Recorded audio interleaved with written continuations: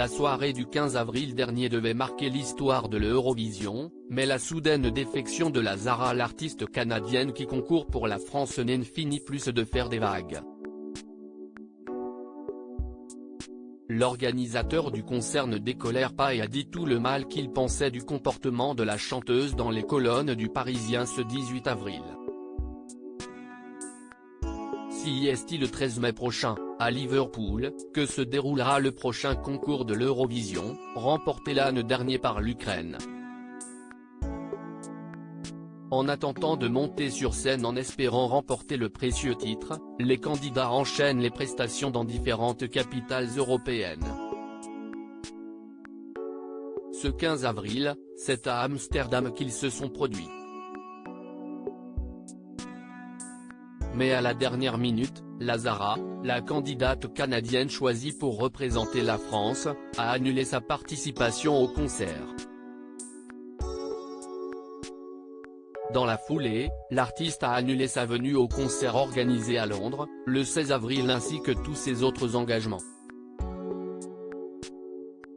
Son équipe a tenté de justifier cet incroyable retournement de situation. Au téléphone, on lui a annoncé une mauvaise nouvelle concernant la santé d'un de ses proches.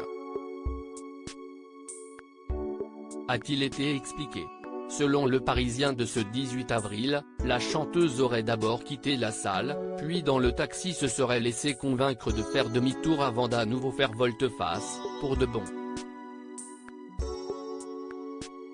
Choquée, Lazara n'aurait finalement pas trouvé la force d'affronter une salle de 5000 personnes. Lazara ne laissera pas de bons souvenirs à Amsterdam si les fans de Lazara ont montré leur soutien inconditionnel à l'artiste sur les réseaux sociaux. L'organisateur de l'événement d'Amsterdam n'était lui pas tout à fait sur la même longueur d'onde. Annulé une heure avant, cela n'était jamais arrivé. On n'a eu aucune explication, à part des problèmes personnels, s'est agacé René Ronque, qui avait proposé en vain à la chanteuse de bousculer l'ordre de passage et de la laisser passer en dernier afin qu'elle puisse se remettre de ses émotions. Mais plus encore que se jeter d'éponge inopinée, ce qui a énervé l'organisateur CEST, le message balancé par Lazara sur les réseaux sociaux, dans lequel elle torpillait le Leonardo Hotel, partenaire de la soirée.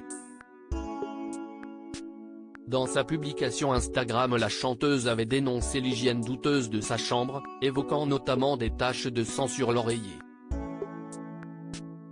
« J'ai lavé ma chambre à l'eau de Javel tellement c'était sale », avait-elle également déclaré. Elle n'a pas signalé de problème au gérant de l'établissement. Si cela avait été le cas, il lui aurait proposé une autre chambre.